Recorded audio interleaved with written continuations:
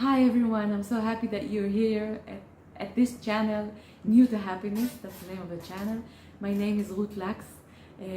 Gradually I'm starting to do some videos in English, and it's a challenge for me, and I hope that it's going to help people in my country or anywhere else in the world to get more information about the topics of highly sensitive people and narcissism, which are the main topics that I deal with and lecture about and work with people in my clinic around those areas. And today I want to repeat a video I just made in Hebrew, but now in English, because I think it's a very important one, and talk about small celebrations of dealing with the narcissist in your life. And what do I mean by that? I want to go back a bit and say that when we are trying to heal from narcissistic abuse, from a relationship that was abusive and toxic in our life, many times once we've seen the light, and once we get the idea that what you're supposed to do with the narcissist, that you're supposed to gray rock, that you're supposed to go no contact as much as you can, that there are certain things that you shouldn't let the narcissist know about you, and all that stuff, okay, all that area of dealing with the narcissist. Many times, once we realize that, many of us go into start believing or thinking that we have to do it all at once, and that we have to get this thing perfectly right, and that we're not supposed to miss anything, and we're not supposed to ever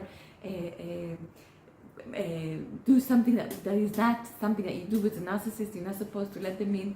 You're not supposed to share your feelings with them. You're trying to cut off everything that you did before.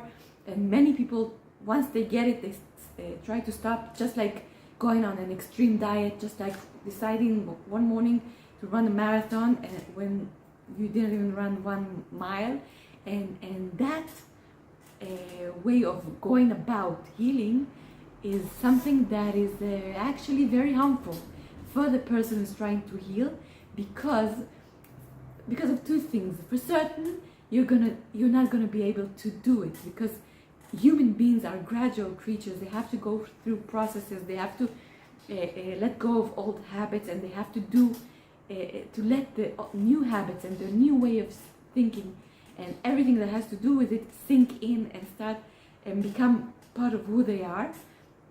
And the second thing is that this whole thing and this whole relationship is a very big part of your identity, even if it's harmful. Just like eating chocolate, just like smoking a cigarette, just like not exercising or whatever it is, these kind of things, addictions or things that are part of us, are not easily dismissed or not easily taken out and thrown away in an instant for most people at most times. And being in a narcissistic relationship, especially one that you still have to be in a certain way, a parent, as a spouse that for some certain reasons, which I understand, you cannot divorce at the time, a co-parent, a boss, a co-worker, all of these situations when you have to still stay in touch with this person are very hard to deal with.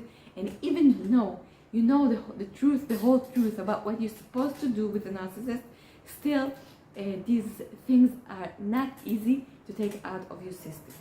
And what do I suggest? And this is what I want to talk about in this video. I suggest just going about it the other way around. And what does that mean? I suggest starting to celebrate small successes.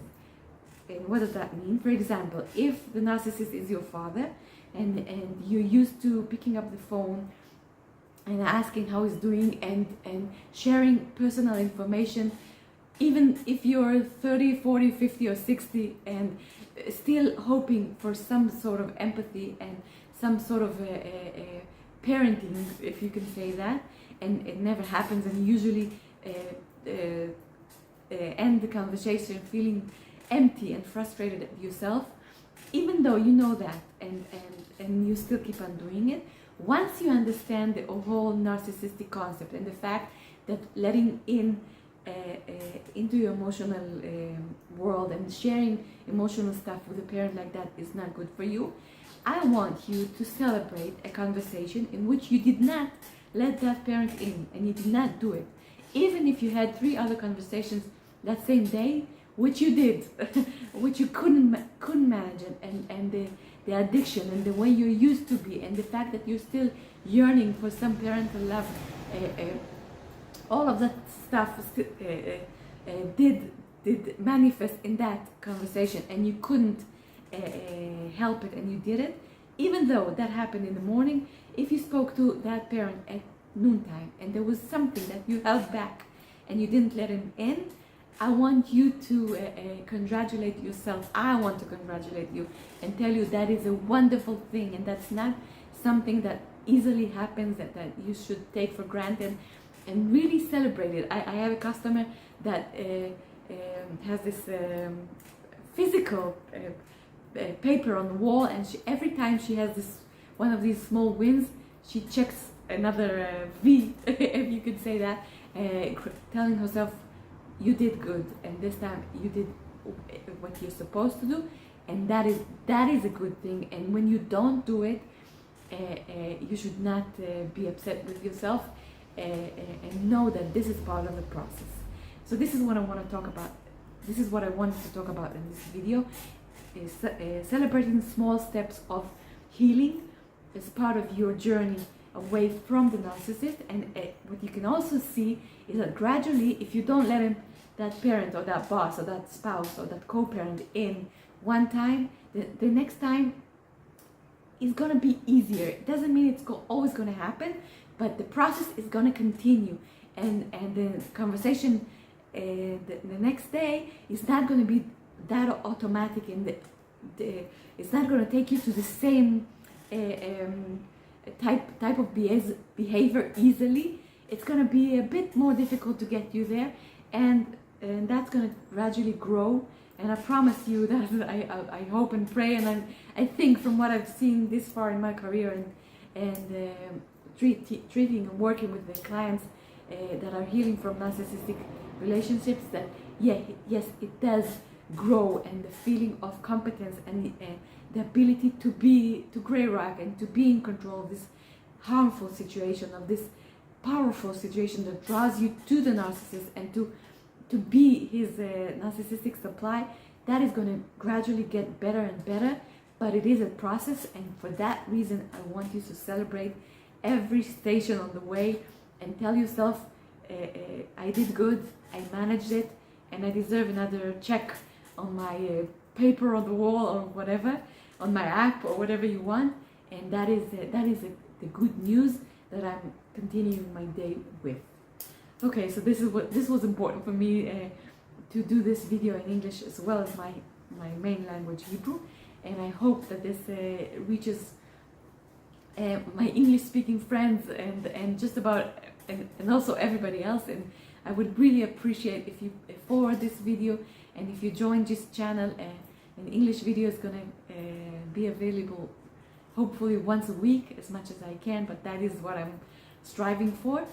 And that's it for today, and thank you so much for being here, and I'll see you on my next English video. And if you speak Hebrew, then you can see my videos in Hebrew also. And thank you so much, and I congratulate you on whatever it is that you're doing well on your journey to heal from narcissistic abuse, and pray for you and hope for you that this journey will continue. Thank you very much.